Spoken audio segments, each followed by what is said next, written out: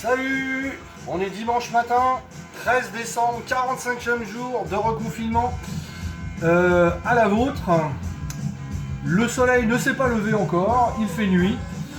Je vais en profiter pour souhaiter un bon anniversaire à monsieur Stéphane Buriez, dit Bubu, de Loot Blast. Bon anniversaire! Et aujourd'hui, on est dimanche. Et dimanche, eh bien, on parle de Dieu, donc de Lemmy. Et comme la semaine dernière, donc jeudi ou vendredi, non jeudi, c'était l'anniversaire de la sortie d'un certain album, il y a certaines personnes qui m'ont envoyé des messages, t'as oublié de parler de ça, t'as oublié de parler de l'album, nanana. Eh bien, aujourd'hui, j'ai qu'une parole, je vous parle donc du premier album de Motörhead, enregistré par Motörhead, On Parole. Album enregistré entre fin 75, début 76. C'est un produit qui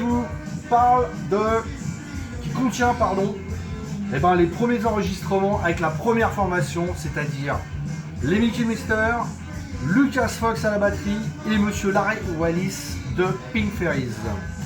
Cet album donc a été enregistré, mais la maison de disques où Lemmy avait un contrat, United Artists, qui était aussi le label de Hawkwind, le groupe dont il avait été viré, et ils ont pris cet album-là et ils l'ont mis au tiroir. À savoir aussi que c'est les premiers méfaits de Filthy Animal Killer qui va remplacer Lucas Fox, qui va pas finir les enregistrements, parce que techniquement il se sentait pas au top pour suivre l'aventure, plus quand même suivre Lemmy ça devait être dur entre la picole et puis les petits cachets, les petites pilules qui font rire et des gens passent et des meilleurs. Il a préféré s'éclipser. Du coup Lucas Fox va participer à différents petits groupes et va atterrir en France, faire plusieurs choses. J'en reviendrai après dessus. Donc cet album il va être mis aux oubliettes et il va sortir qu'en décembre 79. La maison de disques, voyant qu'ils ont perdu de la thune en ne voulant pas sortir cet album, alors que Lemmy avait du succès avec le premier album Motörhead, donc le premier album sorti, puisque celui-là c'est le premier enregistré, chronologiquement. Puis alors le succès de Bomber, de Overkill, puis après de Ace of Spades, là ça va être l'apothéose. En plus, sur cet album-là, je pense que Motörhead et Lemmy n'a carrément pas des droits dessus, comme ça se faisait souvent avec les premiers enregistrements avec les maisons de disques, parce qu'il y a eu plein d'éditions de sortie. En plus, cet album n'est pas sorti avec l'accord de Lemmy, mais bon, c'est quand même un document sonore vraiment très intéressant.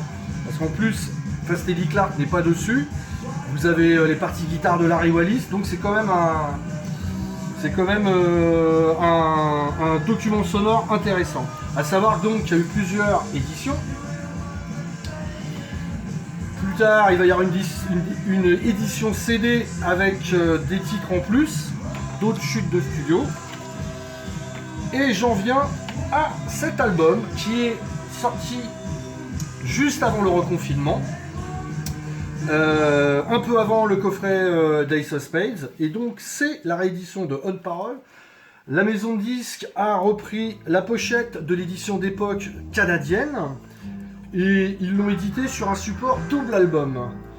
Alors ce qui est intéressant, c'est que sur ce double album à l'intérieur, vous avez la réédition de la pochette du premier album, avec pas mal de photos de l'époque, avec un dessin aussi d'une autre pochette, et toute une historique écrite sur les deux faces par monsieur Lucas Fox himself. Sur cet album, ce qui est intéressant, c'est qu'il y a 6 titres en plus par rapport à l'édition originale de 79, avec plus de parties batterie de monsieur Lucas Fox.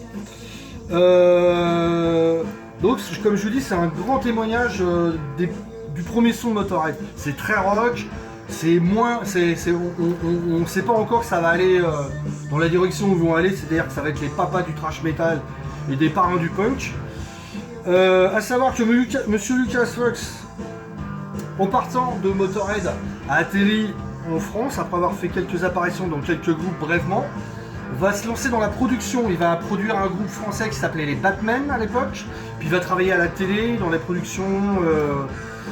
D'ailleurs, la petite anecdote, c'est que monsieur Lucas Fox, on le voit apparaître dans une série Scène de ménage où il joue le rôle d'un batteur de jazz. C'est assez rigolo quand on sait que c'est le premier batteur de Motörhead. On l'a rencontré l'année dernière en septembre au Motorhead Banker Ball. Comme il vit en France depuis très longtemps, il parle français comme vous et moi. Il est vraiment très accessible, il a pris le temps de parler à tout le monde, de faire des photos, mais vraiment cool, humble. Puis il nous a sorti quelques anecdotes dont certaines sont inscrites là-dessus. Alors, c'est sûr, c'est pas du Overkill, c'est pas du Ace of Spades, mais c'est pour moi un superbe album.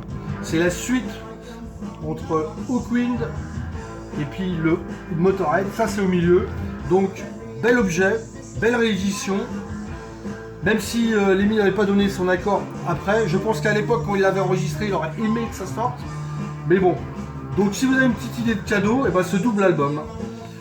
Sur ce fait, je vous dis à lundi, bonne fin de week-end, ciao.